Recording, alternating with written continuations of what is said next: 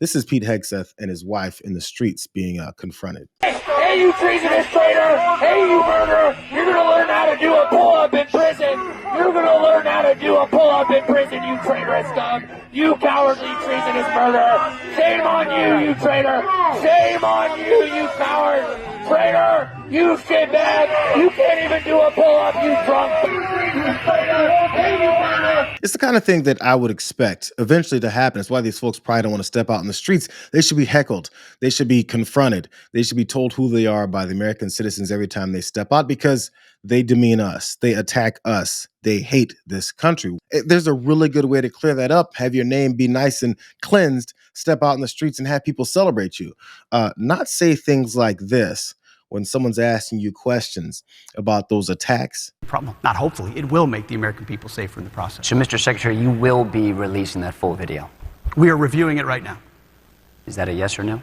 That is, the most important thing to me are the ongoing operations in the Caribbean with our folks that use bespoke capabilities, techniques, procedures in the process. I'm way more interested in protecting that than anything else. So we're reviewing the process and we'll see. A bit of a stumble there when asked whether or not he's going to release that video of that second strike. You know, the one that everyone's talking about, the one that some members of the House and the Senate got a glance at and be giving us their opinions about what it was. You know, Tom Cotton was one of the folks who said nothing was wrong. But for some reason, Pete Hegseth has an issue.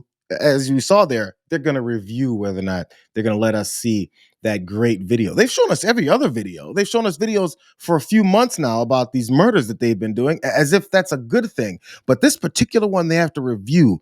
I wonder why. Maybe they don't want us to see what's in it, and we can come to our own conclusions about what it is that was in it. He was still talking and didn't make it any better. Did you have a plan to deal with survivors? There was protocol for dealing with survivors, but in that, and frankly, there was 10 strikes later, there was a semi-submersible that I think folks here, meaning a submarine. You don't go fishing on a submarine full of drugs. And in that particular case, the first strike didn't take it out. A couple guys jumped off and swam, from what I understand, a ways away. When we struck the submarine a second time, it sunk. And then you had two people that you had to go get. And we had the ability to go get them. We gave them back to their host countries. That's a story that's already been out in the public. So we didn't change our protocol. It was just a different circumstance. So what people think is cavalier or cowboy about it is the exact opposite. These are the most professional Americans going through specific processes about what they can and cannot do, understanding all the authorities, all the laws of war, all the capabilities, and applying it to deter our adversaries. And by the way, there aren't many people getting in boats right now running drugs, which is the whole point. We want to stop the poisoning of the American people. The catch and release program of the pat them on the head and release them so they can go back to the fight didn't work in Iraq and Afghanistan, and it's not going to work in the Caribbean. So we're putting them at the bottom of the Caribbean, which forces them to change the way they operate and hopefully makes the American people safer in the process. Not hopefully, it will make the American people safer in the process. So apparently, in bringing up a different case with a submarine that they went and attacked, where they then, again, only according to what this guy is saying, we went through the correct protocols when folks were injured. Maybe they were floating in the water. Who knows, whatever scenario that he's talking about, because he makes things up. In that case, they did the right thing. Therefore, in the cases where we did the wrong thing, by the way, even blowing these folks up in the first place was the wrong thing. But in their alternate reality, in other cases, when they did the right thing and then continued killing people afterwards, that was a one-off?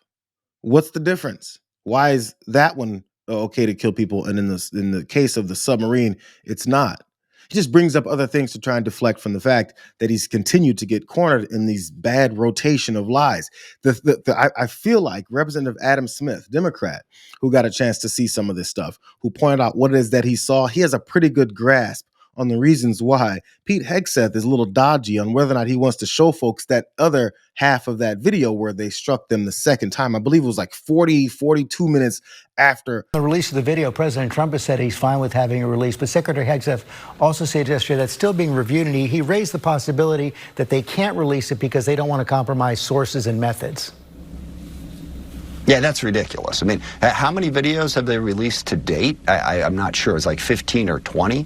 They've showed the strike. It's not very hard to make sure that nothing in that video shows anything.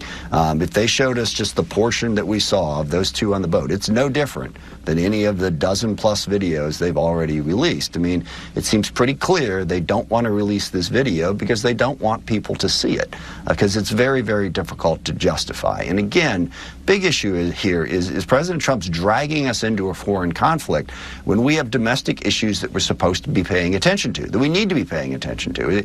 It's directly contrary to the campaign that President Trump ran. And is this really about drugs, or is it about regime change in Venezuela? Are we about to go to war with Venezuela? The president has alluded to that repeatedly over the course of the last several weeks, couple months now. And that, too, I think would be very, very bad for the national security interests of our country. They just don't want people to see it. I think it's pretty clear. I mean, listen, when these guys are bad at lying and they get asked multiple questions, because people are, this is the thing. Journalists are finally beginning to ask the follow-up questions. They're finally starting to listen to these folks and realizing, as I've been saying, these guys lie every time. So it's really easy to ask a basic follow-up question like, really? Or when? Why? How? What are you talking about? So does that mean, and give them their scenario, this bullshit scenario that they give you, and see if it makes sense when they have to go and defend it? CNN was talking about it. It gets worse. Listen to what Admiral Bradley was saying happened. Breaking news, waving their arms. Sources telling CNN the admiral who formally called for the second strike on the alleged drug boat in the Caribbean told lawmakers that the survivors were waving at something in the air before the second strike, although they say it is unclear whether they were surrendering or asking a U.S. aircraft for help. We are also learning that Admiral Bradley told lawmakers that the boat was going to meet a larger vessel heading to Suriname. Suriname's a small South American country east of Venezuela.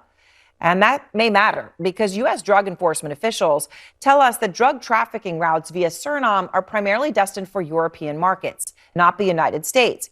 Of course, President Trump has explicitly said that this boat was an imminent threat heading to the United States, saying, quote, the strike occurred while the terrorists were heading to the United States. It just keeps getting worse. So as those detail was pointed out there on CNN, that boat was headed to Suriname. So again, there's small pieces of information. There's things that piece this whole thing together that give us the indication that they really don't know nor care where these boats are headed, what's on them, and if they are drug boats, what is it they're doing, what the destination is. Because as you go and blow people up randomly in the waters, including fishermen, which we're discovering that's also the fact too, and you're just murdering folks, what you'll see is information coming out about how bad this really is and how they're really flying by just assumptions because they're bloodthirsty. Murderers like these guys don't care about whether or not they're killing people correctly. They just say they're supposed to kill people because they can't wait to blow more people up. They got a lot of questions to answer, and they're doing it really badly. We should note the president himself posted the first part of that strike on social media back then, and just last week said he had no problem releasing video of the second strike. Hegseth is now vowing more airstrikes in the Caribbean, even as he faces growing pressure, and is now the focus of congressional investigations. Admiral Frank Bradley, who ordered the follow-up strike, told lawmakers he was given a target list, adding Hegseth told him to destroy the vessel and kill all 11 people on board, and that he was in contact with military lawyers. That's according to two officials and one person familiar with the congressional briefings. Military aircraft overhead, the sources said, spotted the two survivors waving their arms before launching follow-up strikes more than 30 minutes later, killing them and sinking the boat. On Friday, the Coast Guard posted this video appearing to show members firing at a boat, saying it seized thousands of pounds of cocaine. So as we see more questions being asked, we see more actual pushback from journalists and discussions and cornering of Pete Hegseth on this whole thing. The reason why he has so much confidence as he steps forward and lies every day, and then people, dismantle those lies, is because they feel like they don't have any more accountability to this country. Like these are the traitors that have, tried taking over the country, that are now threatening American citizens, that have been arresting and detaining people and saying, who gives a shit? We get to do what we want. These are the same guys. Because right now, like this was posted by U.S. Southern Command. It said on December 4th, at the direction of Secretary of War Pete Hegseth, they said the Joint Task Force. Here, let me show you. Why did I read it to you? Let me show you. They posted this. They said the task force, Southern Spirit, conducted a lethal kinetic strike on a vessel in international waters operated by a designated terrorist organization, designated by Donald Trump. Intelligence confirmed that the vessel was carrying illicit narcotics and transitioning along a known narco trafficking route in the Eastern Pacific. So what their plan here was to show everybody this from December 4th. This is in the middle of this whole debacle and all these questions being asked, and then post about it later with this disaster bloodthirst porn that they think really helps their case. So apparently that's the hill they're willing to. I mean, at this point, they don't even consider they're going to die on that hill. They're looking to thrive on that hill because what they want you to accept is being a bloodthirsty, murderous country.